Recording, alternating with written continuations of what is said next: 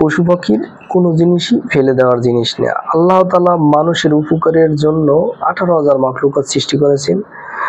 পশু দিয়ে আমরা হাল চাষ করি, তারপর পশুর মাংস আমরা গোস্ত হিসেবে খাই।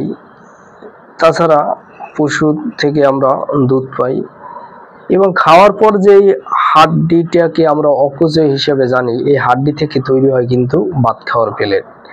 এছাড়া হাড্ডি থেকে আমাদের নিত্য প্রয়োজনীয় যে চিরুনি তৈরি করা হয়।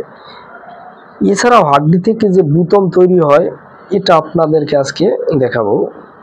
মেশিনের সাহায্যে গোলাকৃতি করে এই হাড্ডিকে কেটে নেওয়া হচ্ছে। এটাকে এখন দ্বৈত করে ব্যবহারযোগ্য বুতমে তৈরি করা হবে। দেখেন কি একটা মেডিসিন দিয়ে ধুয়ে নিল যাতে বুতমগুলো পরিষ্কার হয়। সামনেই আছে শীতকাল, আমাদের রং বেরঙের পোশাক পরতে হবে।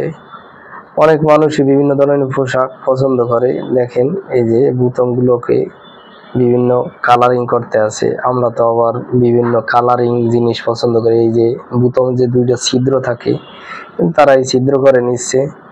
আসলেই যে পশু পাখির কোনো জিনিসই ফেলে দেওয়ার জিনিস না। এমনকি গরুর গোবর বায়োগ্যাস জৈব সার জ্বালানি হিসেবে ব্যবহার করে।